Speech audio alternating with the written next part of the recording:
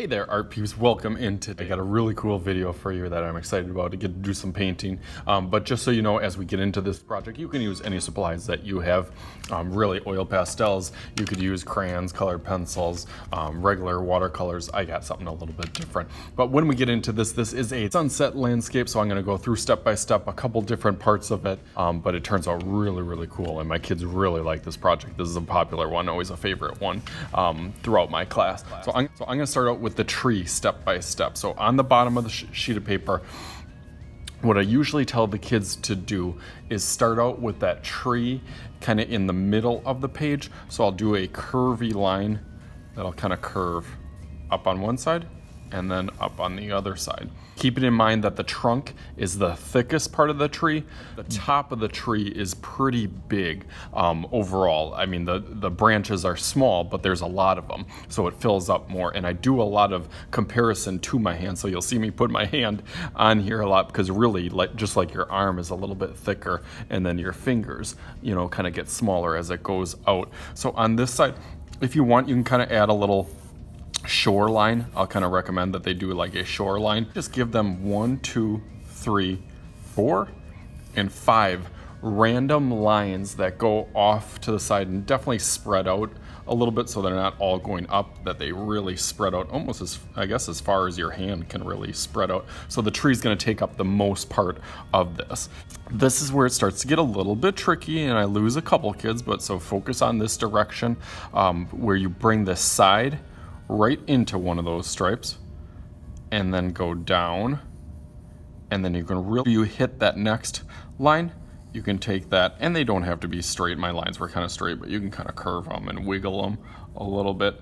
Just understand that these, like a pencil, gets really, really thin as it goes out to the top, just like a tree branch. If you actually look at tree branches, they go really, really small towards the end. There's just a lot of them. Try not to make this look too much like, as I'll joke with some of the kids, as like stegosaurus tails or cactuses as we get to the next part. But this is really important that it kind of gets thicker as it goes down and then goes right back up into the neck. So I'll finish up these real quick.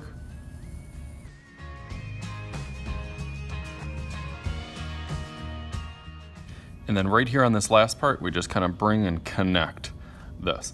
So I think if you can get this part, I think like a lot of my projects, if you started off good and you focus on this part of it, I think you'll be able to get the next part. Now my challenge for my kids is always to add 50, there's 50 branches on there. So 50 branches may seem like a lot, but really I got 5 of them already. And if you just think about doing about 10 on each little section, that helps it make it look a little bit easier. Usually I'll have them practice this before they go onto their final paper, which this is, I guess, a little bit thicker, or a final paper, so sometimes I'll give them a little practice and then they can start adding some of their branches. Again, I try to get them out of doing like cactuses. So they're like spiky, so they're actually pulling apart some of the branches from one side to the other, really just starting at the bottom and kind of dragging them. Sometimes I use the analogy of pulling like clay, like you would be spreading it and pulling it tighter and it would stretch out. So little ones, and then they get a little bit smaller as they get to the end. Really, you're gonna have, I'll put it on here. Yeah, I actually did, since this is still my example. You're gonna have like A, B, C, and D thickness. So really like this is gonna be your A thickness, this will be your B, and then these would be C. I can add another little C one here. And then your D is gonna be your really, really small ones from there. So some people kind of jump some of those. They kind of go from A right to C, or they do A and B, and then they jump all the way to D. So try not to jump, try to do each individual at a time. So I'm gonna go through that real quick. It's starting to look pretty good just on one side of my half. And really you can see my motion is really similar. I'm kind of going up and down, up and down, and all of them are going kind of up towards the sky, I guess, if you want to say it like that. So really don't have your branches going down, else it'll look a little bit less realistic, and I guess we want this to be a little bit more realistic. So I'm going to finish off on this side. Okay, so there, I feel pretty confident about it. Now, as I said, I can always fill in little gaps or little parts that I think are a little bit empty or have a little gaps in it, and that'll make it look obviously a little bit more realistic. Do you think I got about 50? I could probably count all of them, like 1, 2, 3, 4, 5, 6, 7, 8, 9, 49 and 50. So we'll say about 50 in there. There, maybe now it's 51. So now you have the basics of it. I think the easiest part is going over that in Sharpie and then starting in the paint. So from there, the only last thing that I want to add is a little line that doesn't go through your tree, but kind of goes in the background. So that'll be the almost as if this would be a shore, kind of a lake, and trees and a background really, really far away, and then your sunset. And your sunset kind of mirrors from one side to the other. So you want to think about what's in your background or what type of, to have a plan of what's going to be in your background. So be thinking about that as you go over this with Sharpie. Let's go through that fast.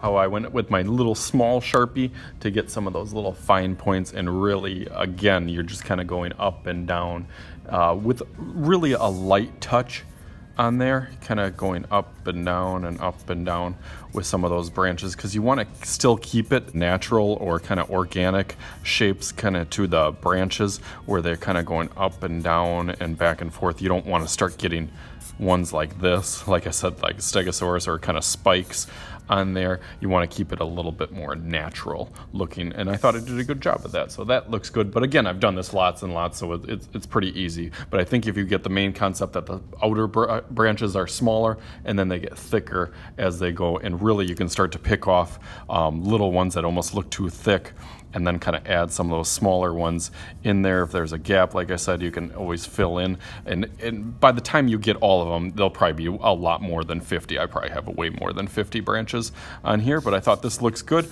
Clean up some of my little spots on Sharpie, but sometimes you can leave almost some of that texture in there, and it starts to almost look like kind of tree bark the more you go over it with the Sharpie. So for the background, so now we got the foreground up here. We're gonna have the water here. I kind of forgot to talk about my little squirrel hole. Maybe I'll put a little bird or a squirrel inside my little hole on there. For the background, even though it is just a line, so you can have that line there, I want to talk about how you can start to create different things for that background and even the shore. So I got out my big, super huge example. I definitely got to move my camera because this is ginormous. This is like just a little spot of it. But just to show you some stuff on the bottom, little cattails, you can put little branches or sticks on there, have a little hill or a little bump on there. So there's lots of different things. See if I can zoom my camera out a little bit so you can see. So this is a really, really big example. So that's the look that we're kind of going for, is on the bottom, but you can see some of those little details really, really help bring it, and also some of the details in the back of the tree. So you don't want to just have one basic stripe that goes on yours. You want to start filling it in with different things, and you can see on the background here, maybe I made a little hill or a mound. I've had people do little camps or houses or buildings on there, or trees. Really fill it in with what you want. So I'm going to do that on the background, and then we'll talk about the paint, the most fun of it. City here, kind of buildings on this side and a little hill on this side again, so it isn't just a thin little line that trees are kind of balancing on this tight rope across here, that it has a little bit of thickness. But keep in mind, it shouldn't be as thick as this because it's closer. Just like this tree is ginormous because it's really, really close. Just like my hands get really small back here on the paper, but as they get closer and closer and closer, they get super huge, just like my ring gets super, super big the closer that I get it to the camera.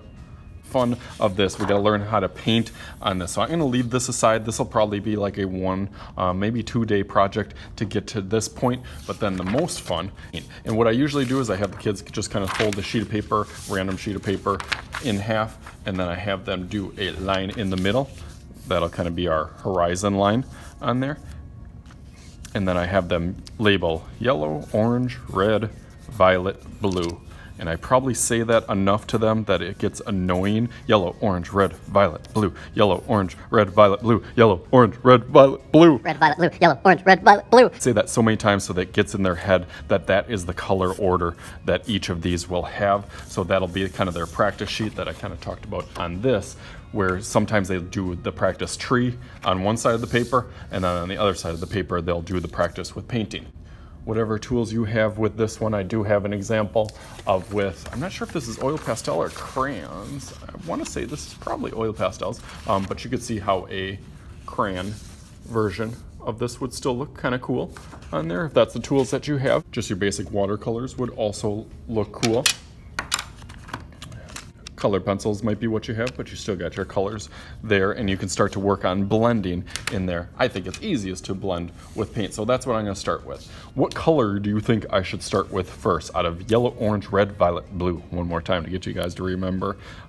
Yellow would be the one that I would want to start with, because especially if I have a brand new pack like this, what would happen if I started with the blue or the violet, and then I would go into the red, into the orange? What do you think my yellow would probably look like? It would probably look, you know, this one's pretty clean, but it would probably look a lot more dirty, like these look after used time and time again. So I'm gonna start out with the yellow, always start out with the lightest and then go darkest. It is totally up to you. Some people do the full top, but some people also, which I always recommend, is doing kind of yellow while you got yellow on your brush. Do yellow, yellow, orange, orange, blue, or sorry, I should know the pattern, red, and then violet, violet, blue, blue.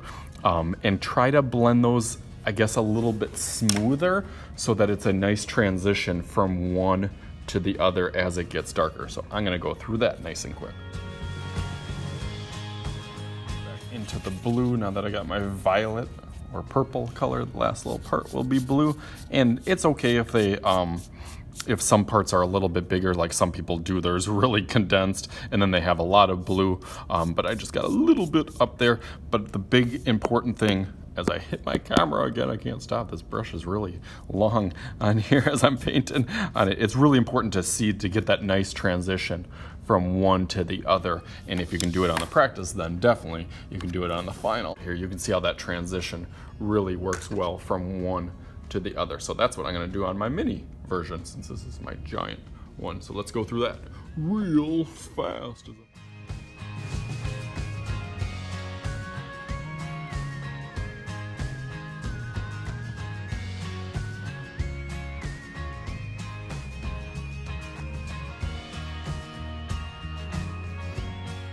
Bam, there it is. I thought it turned out really, really good. Options at the end of this, where some people actually like taking their Sharpie and bringing back some of the black up that gets kind of covered up in here and kind of outlining it. That's completely up to you. Some people like doing that, some people don't like that, so you can choose what you like. Some people like seeing a little of the paint kind of through there.